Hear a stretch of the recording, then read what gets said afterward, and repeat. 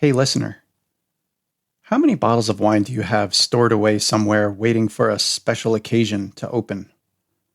If your answer is more than 10, listen up.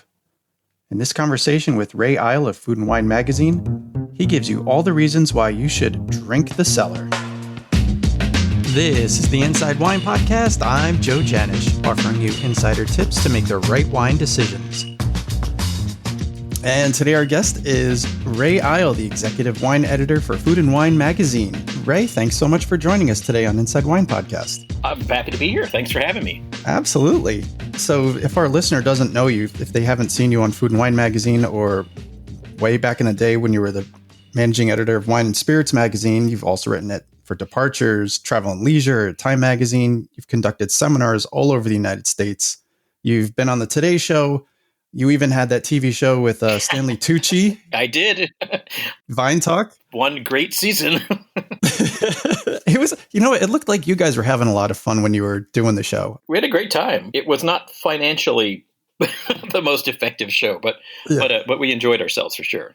Yeah, you guys definitely enjoyed yourselves, and I'm sure you got to meet a lot of interesting people on that show.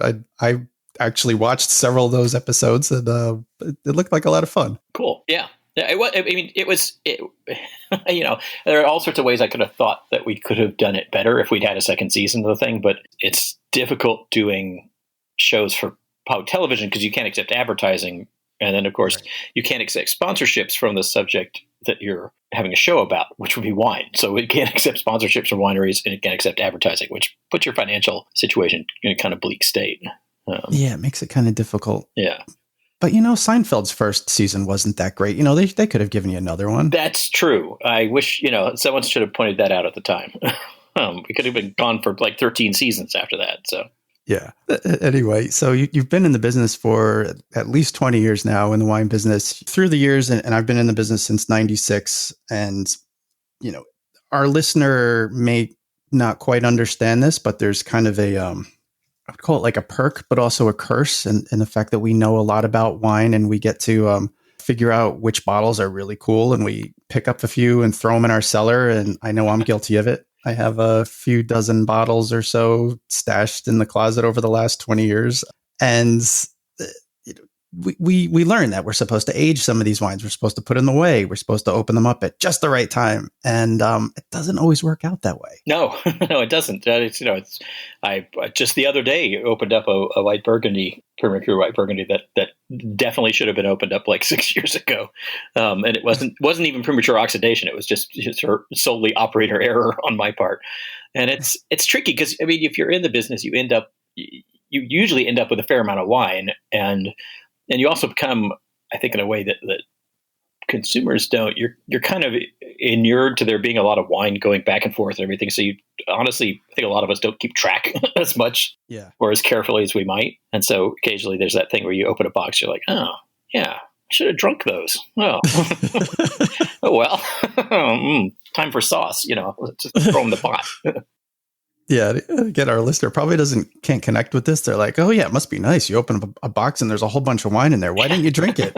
Yeah, I suppose it's. If you're in the shoe business, apparently, or whatever. Sometimes you must go into your garage and be like, "Oh shoot, samples! I forgot about those. They're 10 seasons old."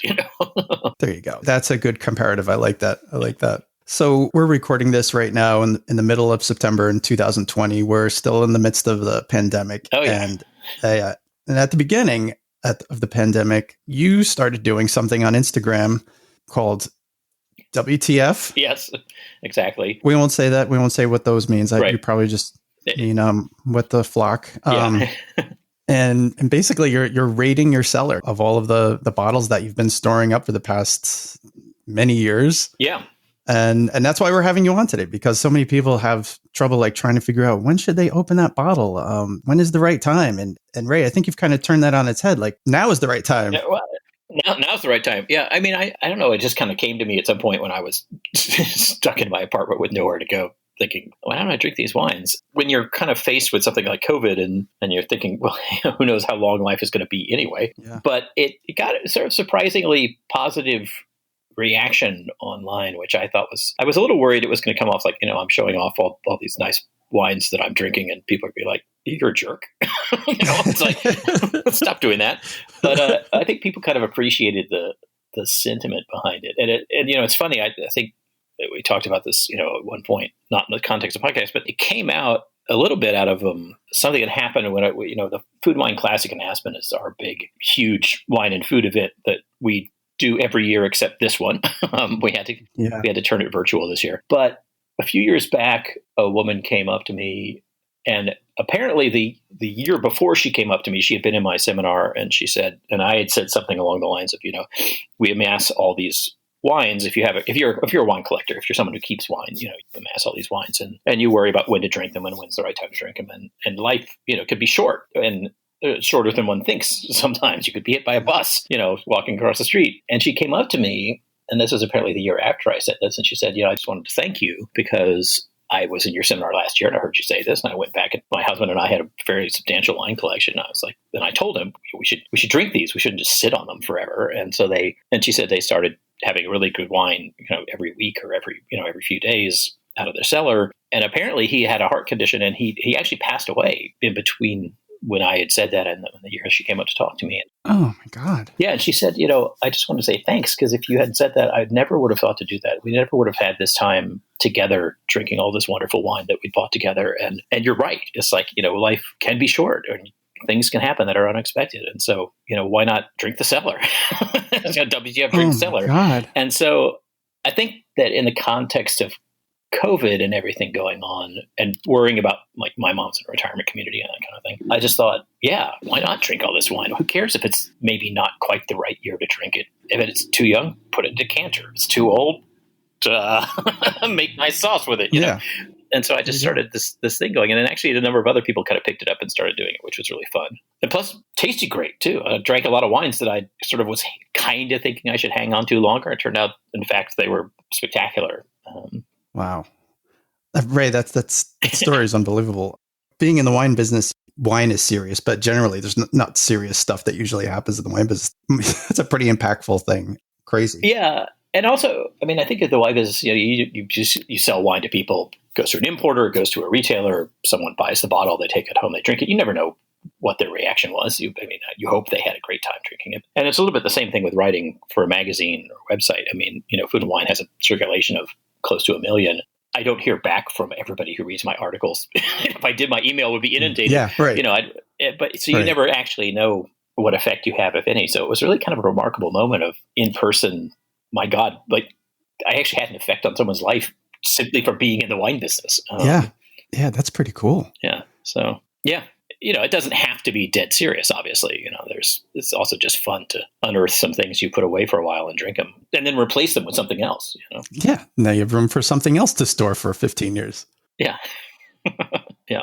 It's funny. You talked about being worried about showing off everything you've been drinking. And I can understand how you could have that point of view, especially with some of the bottles that I've seen there on Instagram that you've been popping open. But you've always done such a great job of having fun with wine and making it accessible to people and being goofy every once in a while, so I think that's part of why it's been such a success and why so many people have been really tagging along on this and having fun with you. It's been a tough time for a lot of people. And yeah, I mean, wine is fun. Wine is a respite from everything that's going on. It has, I mean, what I've always fought against, wine has kind of an innate perception of pretentiousness that just is very hard to get rid of. It's like no matter what we do to try and stomp it out, people comes back and people are like, wine's snooty, wine's pretentious, and it's not. I mean, it's fermented grape juice, and it's like peasants have drunk it through the centuries. Kings have drunk it. Everybody's drunk wine, and I think because I didn't grow up in a wine drinking family at all and came to it kind of late, I always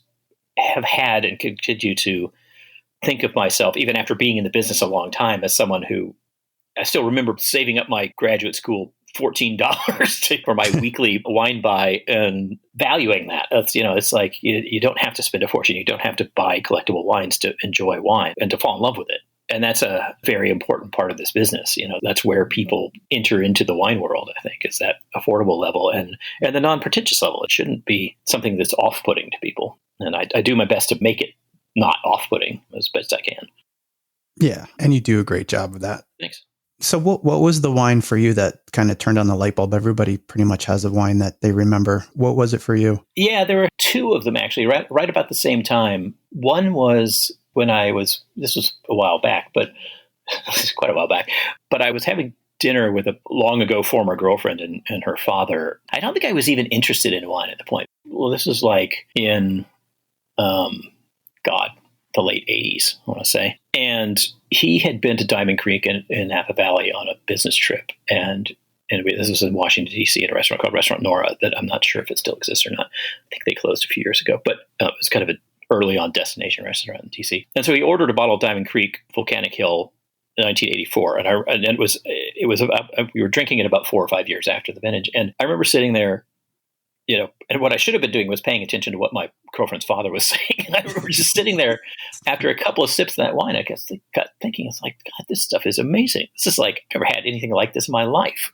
And so it kind of kickstarted my interest in trying to find something that would be that good, that maybe wasn't quite that expensive, though things were cheaper back then. But so I started going to wine stores and specifically looking for wines. I probably bought, like right after that, I bought the Hugh Johnson Pocket Guide to Wine that is now in its 35th or 36th edition. Yeah. Used that as a guide. And then around the same time, almost within a few weeks, I want to say, I was working in a rare bookstore and a woman came in the door and she's like, I have this expletive Jaguar that keeps breaking down everywhere I go. And can I use your phone? I was like, sure, lady, you can use the phone. It's a wealthy DC socialite person. And she used the phone, called a wrecker, towed the Jaguar away. And then she turned up again a few days later and she basically would want to say thanks and dropped off a bottle of white Burgundy, a Montigny. Wow. Not expensive white Burgundy, but nice enough. It was a Montigny. I can't remember the producer. But again, I took it home. I opened it. It was a really lovely white wine. And so I kind of went on a quest to find the same bottle because I knew she must have bought it somewhere around. And that was another of those kind of kickstart your interest both in the flavors and the appreciation of how good wine can be, but also the kind of fun of poking around in wine stores, trying to find bottles that you haven't had before, which I think is an underrated part of how people get into wine. It is definitely daunting to walk into a wine store when you don't know anything about wine and there's a wall of like 175 Chardonnays. Like, yep, wow. Exactly. I don't know. Let's see. There's 32 that cost, $18.99. Which one do I buy? But at the same time, once you start getting into wine, you go to a wine store and you're like, there's all this stuff. It's like there's so many different things I could buy. And once the bug bites you, basically, it's really fascinating. And it's great when I sort of talk to people at seminars that we've done back when we could actually gather in person and so on, or email with people who are, on social media who are just getting into wine. You catch that kind of excitement about, they've never had a Cru Beaujolais or they never had a, take your pick, a Dolcetto or something like that. And they want to know all about it, and that's a neat thing. Once you catch the bug, you're kind of hooked. You're just hooked. You kind of, It's also interesting because I definitely have know some people and worked with some people who simply don't catch the bug. They're like, yeah, wine, it's good. I've had a bunch of wine. So, right. You're kind of like, you're wired very differently from me, clearly. Yeah, me too. Yeah. So, but that's to each their own. Well, toward that end, like what you've been doing now with Drinking the Cellar, a lot of us watching are kind of living through you and being able to experience a lot of wines that maybe we wouldn't have had before, or maybe we wouldn't have thought of before. So how many bottles do you think you have in your cellar? I have, let's see, in terms of bottles, somewhere around 1,000, I would say. It's about 80 cases of wine. Yeah, it's time to go through them. Yeah, it's time. It's time to go through them. And there are definitely some where I was looking at them going, and I store my wines off. Well, I live in a New York apartment, so I store my wines elsewhere. Yeah. And I definitely gone through, this has caused me to go through the list of what's there and think, wait, should have drunk that. But the other thing is that a lot of what stuff I have, and so a lot of stuff I've been posting is not super pricey, even if it ages beautifully. I mean, that's also one of the things that I try and get across to readers and so on is that, Grand Cru Burgundy ages beautifully. The first growth Bordeaux ages beautifully. But there's a lot of wine out there that's under $50, let's say, or even under 35 that can hang out in a cellar for 10 or 15 years and develop beautifully. And I've been kind of posting all over the place with that. Some expensive stuff. And it is funny on social media, if you basically, in my Drink the Cellar thing, if you post a kind of like unicorn Somme candy wine. Yeah. You get a lot of responses from the restaurant world and the wine community. And if you post something that's not necessarily as culty sought after, but affordable and also spectacular, then you start getting questions from the non-wine people, which is really great. I think people basically Google things really quickly and look up older bottle of high-end Burgundy, and they're like, I think I won't be buying that today. Yeah. But at the same time, you can get a Crozes Hermitage that ages gorgeously for $35, more or less. It's Crozes Hermitage is starting to go above that, but whatever. Well, back when you bought it, it was probably only $35. Oh yeah. Well, that's also the classic thing is you look, occasionally there are price tags on things, and you're like, wow, that was not expensive. There's some high end Napa stuff from back when high end Napa stuff was, I don't know, $50 a bottle or whatever. Now it's $250.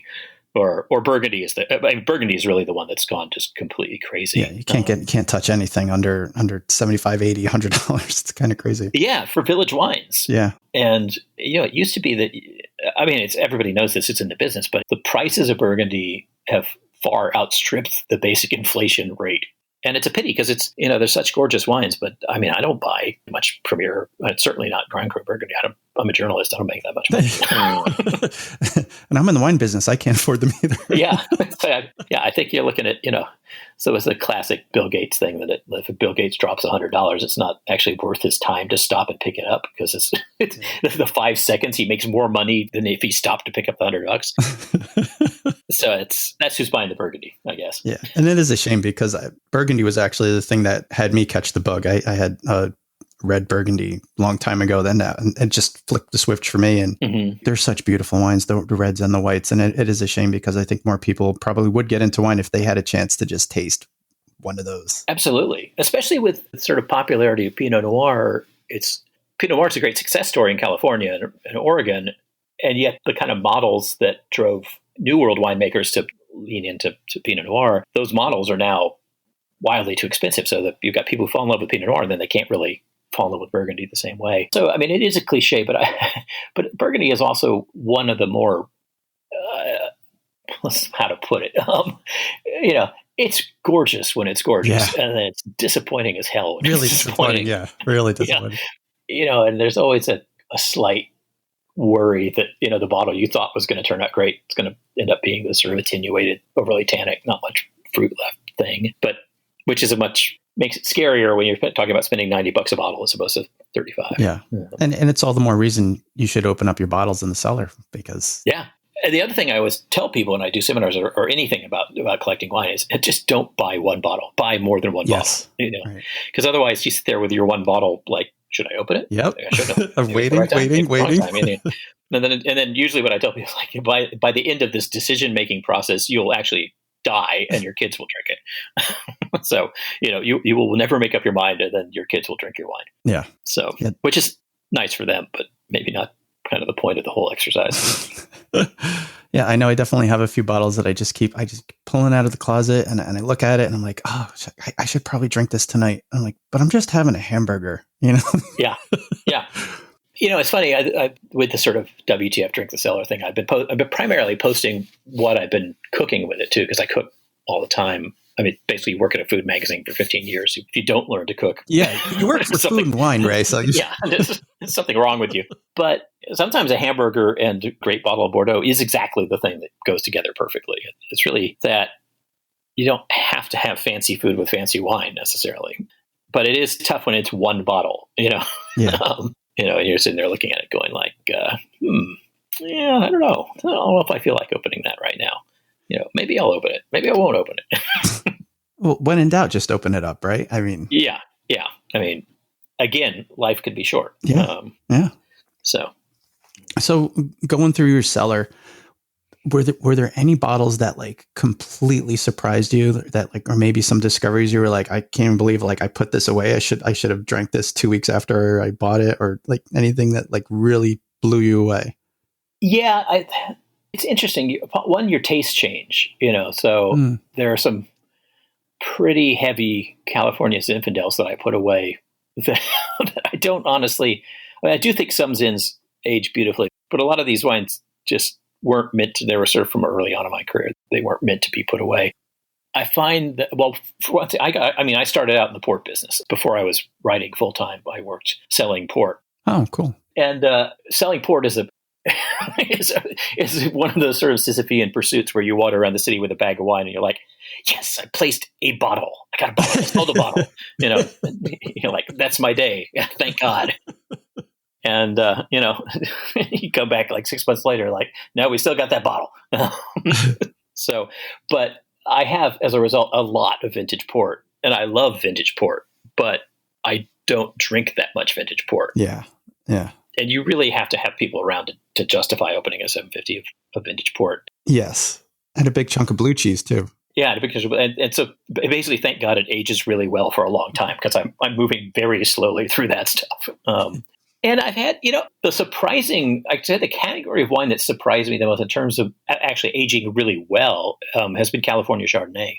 Certainly not from every producer, but from the really good producers of California Chardonnay, particularly the ones who had a little bit more of a restrained kind of sensibility. Those wines, they're underestimated in terms of how nicely they develop over time. It's funny you say that, because the thing that was going through my head, I work in public relations for co-brand, so we have like the keywords that come up for the different articles that come up. There was a blog post that came up recently. Someone had a bottle of Sequoia Grove. It was like 15 or 16 years old, and they forgot they had it, and they opened it up and they said it was beautiful. Now, trust me, Sequoia Grove Chardonnay is one of my favorites, and it's a beautiful wine, but I never would expect it to last 15 years. I mean, yeah, those wines will age and age and age, but that's been a surprise and a kind of a relief, because I actually have more than I expected of that category of wine.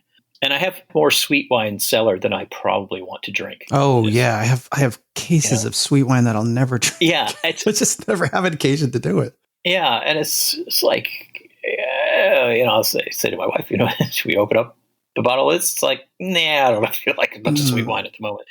And so I've got weird old Alsace SGNs and things like that. That's what I have. I have SGNs from '89. I'm just like, when am I going to open this thing? Yeah, what, when, why, how, So they're gorgeous, but and then the other category of stuff that I'm thrilled that I put some away of is champagne. Oh, interesting. I don't think I even recognized how well it ages until fairly far along in my career. That, kind of restaurant and particularly sommelier love of champagne. There's a sort of obsessiveness right now to champagne, particularly grower champagnes, but really all champagne. But that, at least in terms of if you go back 14, 15 years, which is a while, but it wasn't nearly as intense. And I think that people weren't thinking about cellaring it quite as much. And even Brut non-vintage champagne can age gorgeously for a long time. And those wines, if you like that sort of more toasty, mushroomy, or savory characteristic, kind of honey brittle and things like that, it's beautiful wines. So I'm fortunate because I kind of cellared them without even thinking that I was cellaring them. It's more like I gotta do something with all this goddamn champagne. Yeah. That was happy good fortune. That's surprising to me, because through the years, different champagne experts have told me you don't want to age the champagne in the cellar too long because they're aging it for you. And I didn't realize it could develop. Yeah, I think particularly Tete de Cuvée stuff can age really spectacular. I mean, yes, it's released when it's ready to drink. I mean, you guys have Tate J Comte de Champagne. I mean, it's gorgeous when it's released. There's no question. But that wine will also age further in a cellar easily. And it's that combination of high acidity and a certain amount of suspended CO2 in the wine that kind of slows down the oxidation process, from what I understand. Someone in who's chemistry background can call me out on that, but I think that's the case. Goes to my favorite wine joke, which is, how many bubblers in a bottle of champagne? And there's none until you open it. And then they're all gone about 10 minutes later. Yeah, yes. It's like the wine equivalent of a dad joke. So what would have been some key learnings that you figured out from opening up all these bottles from different years and aging them? Anything that, our listener can take away with if they have some things in their cellar, anything that you learned from all this? Yeah, I think, I have learned that a random night is a good context for opening a really nice bottle of wine. It doesn't have to be a special occasion. If you have a fair amount of wine on hand. I have also learned that if you start aging things for a long time, you're going to have misses. You're going to have stuff that didn't make it, which is one reason why, again, I have a lot of one-offs in my cellar just because the nature of being a journalist. People send you random stuff and you're end up with a couple bottles you throw in the cellar. But I think that it's always good if you have 6 bottles of something to taste one at least a little before you think it's going to be ready, a couple of years before, just to see where it is on the curve, and then you can kind of extrapolate, where it's going to land. And again, I think the other thing is that this has been proved by everything I've been opening. It does not have to be expensive wine to age beautifully. You can do baseline German Rieslings that can, are not expensive, cabinets and things like that can age gorgeously for a long time. So that's kind of a takeaway too. And make sure that you have a significant other who likes wine. That's the other crucial thing. Yeah, well, that helps too. Or buy a quart of it if you don't. Yeah, exactly. Yeah. The buying the 6 bottles at a time thing, definitely, because to your point, I've looked at some bottles and I've opened some up and I'm like, oh darn, it just wasn't ready. I should have waited another year, or another 6 months, or another 2 years, or whatever it is. Yeah.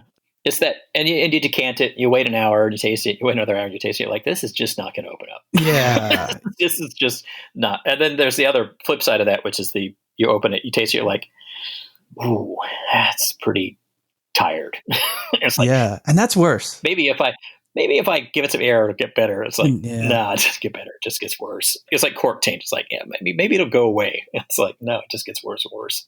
Yeah, I think the takeaway for me has been like, it's probably worse to open it up and you missed it than to open it up too early. Yeah, absolutely. Because if you missed it, it's just actually not that much fun to drink. And if you open it up too early, at the very least, it's pleasant and good. You just are aware it might have been better down the line. I was talking with a winemaker in France once, and he said that this is a family property, goes back generations, and his father he'd gone down to the cellar to pick out a bottle for a friend of his, and he was going to get a birth year bottle. And on the bins in the cellar, the father had written on this particular birth year, horrible year, put these away only for historical retrospective information, not worth drinking, worst year ever. And so he looked at it, he's like, okay, well, it is his birth year. I'll grab one of those and I'll grab the year next to it, which is supposed to be a good year. Of course, the guy was born around the same time, so he was around for the harvests. He took them to his friend's house. They opened them. The bottle from the horrible year was actually drinking quite well. And the bottle from the year that was ostensibly good 30 years down the line, 35 years down the line was dead as a doornail. So there is, even for winemakers, there's unpredictability to this thing. And when you get into really long aging. Well, then maybe I'm going to cellar my 2014 Brunellos. Yeah, there you go. That's a good idea. I'm very fortunate. My daughter was born in 2002, which is a spectacularally good champagne year. Yeah. So the only trick is not drinking the few bottles I put away for her. Just really quickly, you mentioned a couple times decanting. What have you found with decanting the older bottles? Do they need a lot of airing time, less airing time? Do they fade away? I find that if they're really getting up there, like in that sort of 20, 25 year zone, something like that, they fade away. They can fade away pretty quickly. I mean, I always sort of pull the cork on things at least half an hour, not a little bit longer than that, before I'm going to drink them. And I just taste some amount to see whether it needs decanting or whether I should just jam the cork right back in. Yeah. Right. But old wines are fragile, and certainly things like Pinot and so on can be more delicate as they get older too. I mean, port, for instance, is pretty forgiving, but it is a good way to kill a wine pretty quickly. The really old wines can kind of vanish quite quickly if they get a ton of air. And as long as you stand them up for a while and pour carefully, you don't really have to worry about sediment that much. So you pour it right from the bottle then, in that case, if you think it's... Yeah, I do. And part of this is because I did work in the port business. I spent a lot of time decanting port. so I have a relatively steady hand. But yeah, in that case, I would just pour right from the bottle. And the other thing is I'm a big fan of decanting younger wines. That's what I do. And whites and reds. Oh, interesting. Okay. Yeah, I think that some younger whites can really benefit from a fair amount of air, or at least be poured into a glass and splash around a bit and then sit there for 20 minutes, especially if they're coming straight out of a fridge because they're too cold anyway. You need to warm them anyway, right? Yeah. Yeah, that's the classic U.S. approach, which is we put the whites in the fridge. Yep. So they're too cold, and we keep the reds on the counter so they're too warm. For wine 101 things, I always tell people, like, take the whites out of the fridge 30 minutes before you drink them and put the reds in the fridge for 30 minutes before you drink them. It works pretty well. But Yeah. I know some people that decant like Tuscan wines for like hours. Do you ever do that? Or Yeah. No, I mean, I never actually get my act together to do that just because, I don't know, somehow that many hours seem to be doing something else. yeah, I'm more spontaneous than that too. Yeah. And the other thing is if I really think it's hard as nails, and I mean, let's just say I'm in a good position of having ridiculous amount of wine just sitting around my apartment because I'm constantly tasting for work. Right. It's your job. Yeah. So it's my job. I mean, it's what I do. I taste wine and I write about it. So if I open something like a young Tuscan wine that's really just hard as nails and I decant it for an hour and it's still just going nowhere, I'll just wait and try it the next day. A lot of powerful, young vintage, massively tannic wines honestly could be better the next day sometimes. I find it's a wine by wine call. Also kind of depends on how many people are over and how thirsty we are. Yeah. but these days, nobody's over. Yeah, nobody's over. So, and sometimes also with what I've taken to doing, and this is actually kind of a handy thing. If you do own a Coravin, not so much for long-term storage, but for older, really old wines, the corks are dry and the Coravin can sometimes like eject the cork out of the bottle. But for stuff you cellared, sometimes it's good to just like Coravin out an ounce of it, taste it, and then figure out from that whether you want to pull the cork, whether you don't, whether you want to decant it once you pull the cork, whether you want to decant it for 2 hours or something. I mean, Coravin was intended where you could pull half the bottle out, or if you're a restaurant, you could do glass by glass pours. But it's also just a great test process for one simple taste of a wine to see where it is in its lifespan.